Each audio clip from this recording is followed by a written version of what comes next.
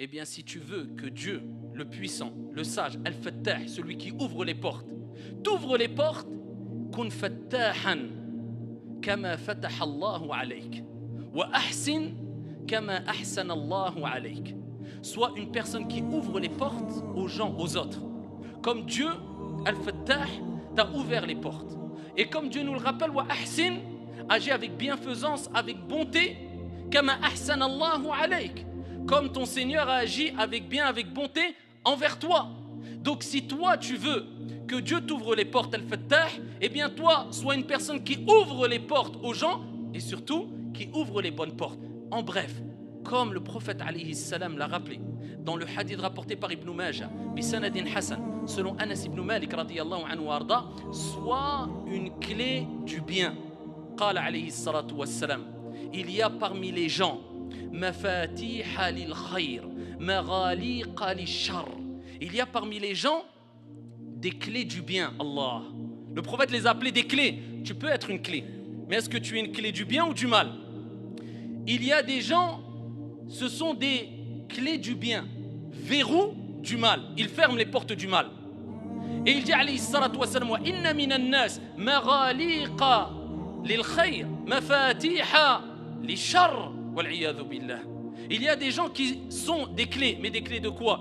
Des clés du mal, verrous du bien. Ensuite, il dit alayhi salatu wassalam, Fatouba, bonne nouvelle à celui à qui Allah Jalla wa Ala a mis entre ses mains les clés du bien. Allahumma ja'alna minhum. Et il dit Waylun, malheur à celui à qui Allah Tabaraka wa Ta'ala a mis en ses mains ou dans ses mains les clés du mal.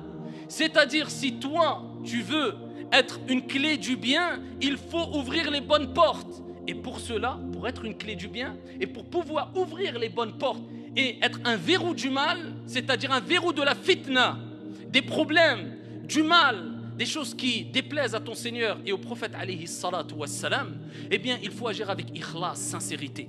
Il faut agir avec basira wa ilm, clairvoyance et science et expérience. Sinon, tu vas penser que c'est la bonne porte, tu vas ouvrir la mauvaise porte et tu vas faire plus de dégâts qu'autre chose. Donc, tu dois déjà, toi, réviser ton intention, premièrement. Deuxièmement, acquérir de la science bénéfique qui te permettra de distinguer entre le bien et le mal, loin de toute émotivité ou passion. Parmi les choses aussi, c'est que toi-même, tu te sois réformé en appliquant le bien que tu veux propager. Car si toi déjà tu n'es pas une personne bonne, comment veux-tu inciter les gens à être des personnes bonnes, tout simplement?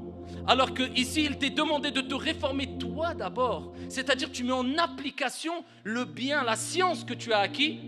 Eh bien à ce moment-là, ya Abdallah, et seulement à ce moment-là, quand tout cela se reflètera à travers un comportement exemplaire, eh bien tu pourras espérer être une clé du bien qui ouvrira les portes, mais les bonnes portes. Et t'ouvrira les portes pour toi et pour les gens de ton entourage. Et où que tu sois, tu seras bénéfique pour les gens. On pourra dire de toi, celui-là était une clé. Miftahul khayr, Allahumma ja'alna minhum. Une clé du bien. Wa sadaqa al-habib idh yaqul khayrun nas anfa'uhum lin-nas. Les meilleurs des gens, ce sont celles et ceux qui sont les plus bénéfiques pour les gens, c'est-à-dire qui ouvrent les bonnes portes et qui ferment les mauvaises portes.